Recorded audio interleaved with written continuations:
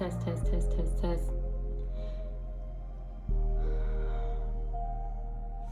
Hey, Diamonds. So, I have to tell y'all, this is actually my second time recording this. I filmed the entire video and it was muted. So, it's my fault because my son, my iPad just sent me a notification saying that my storage is about to, I need to charge my iPad. So, I really don't feel like recording this right now. And maybe that's a signal to approach this a little bit different. And also too, I know that I have people praying on me not to be successful like this. And so, it's my duty and my job to still show up anyway. So yeah, welcome to the Diary Podcast. I am your host, Nandi Sinclair. And I'm so excited that you diamonds came here to listen today. Today's podcast topic is labels versus legacy. And when I think about labels versus legacy, I think about all the labels that I've had placed upon me thus far, and also the legacy that I want to leave for my son.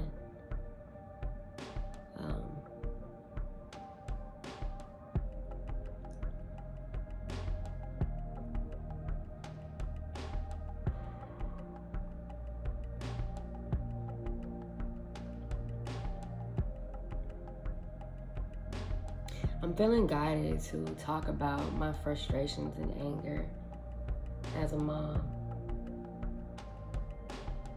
and being real with y'all on that. I just don't know where to start, if I'm being honest, about how to communicate what I'm feeling right now. But I also want to show up very vulnerably and intentional with my message. If you're new here, I recently moved to LA about a year ago with my now 2-year-old named 9, like the number. And this journey thus far has not been easy. I've been handling it very well, to say the least, as I give myself grace, as I continue to move through this chapter of the unknown and to continue to strip the labels that have been placed upon me, or the fear and anxiety from other people who don't hold power over my life or over my legacy. And with me saying that mantra, and with me becoming more open and protecting my crown, but also opening up my third eye and identifying with the woman that I'm becoming, I know that in order to become my newest self, I have to strip myself of my old self. I used to be very afraid of stepping into my power. I used to allow the projections of other people dictate how I saw myself. And when I let people into my world, especially people from my past that have shown me that they are unreliable or inconsistent or are just not as pure-hearted as I would want them to be in the way that I see myself, in the way that I want to be treated, and in the way that I deserve and require to be loved for the timer. I learned how to protect, how to value, and honor myself as well as my legacy. My lip gloss is dripping again. I have a duty and responsibility to this collective here listening today to share my truth and to show up raw and authentic. And for those that are here to monitor my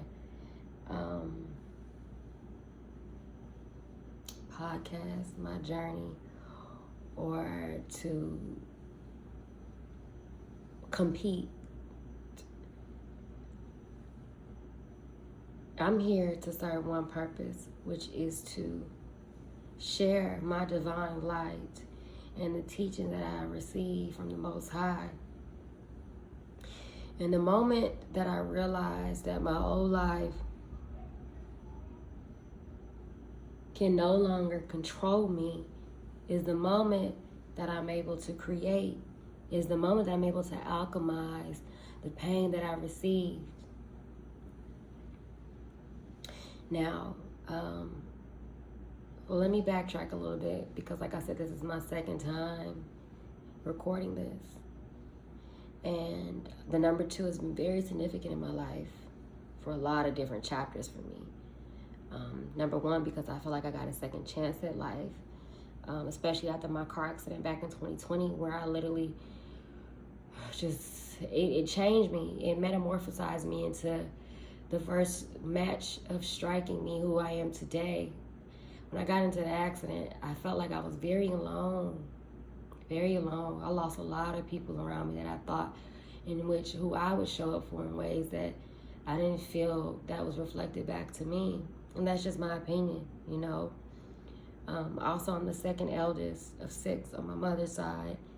My mom has 6 children, 3 girls and 3 boys.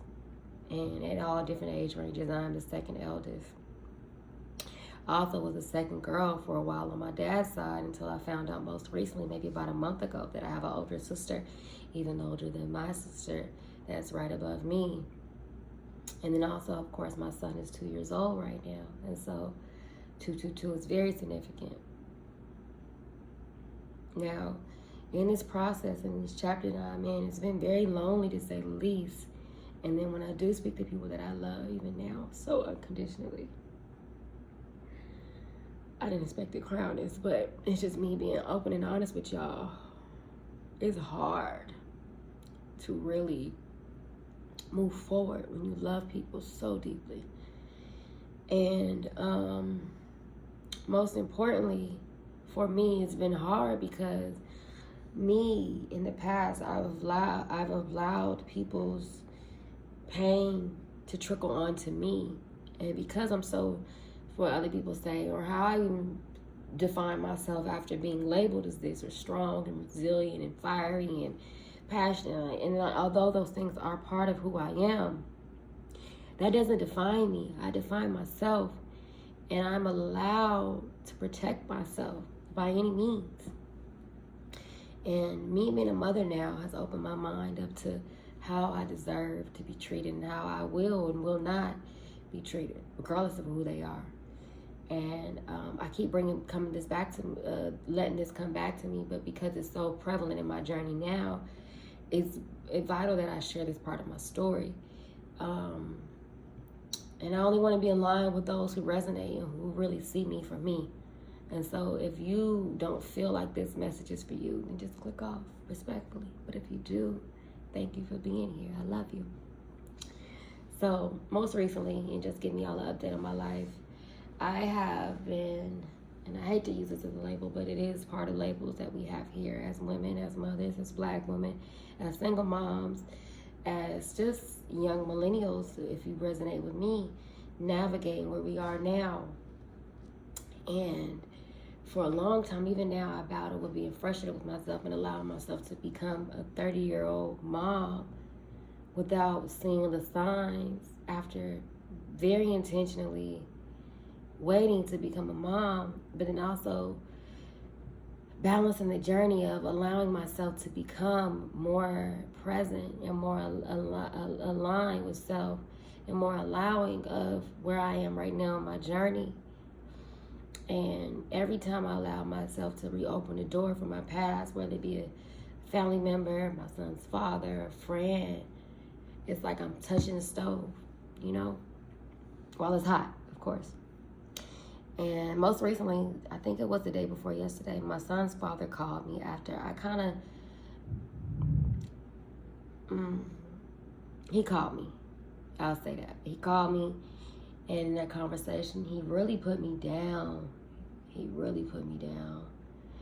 And that's why I almost didn't record this today, because I was allowing him and his thoughts, the way that he has projected himself onto me, set labels on me that are not true.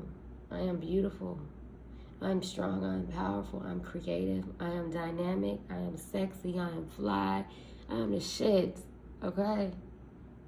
I am the shit.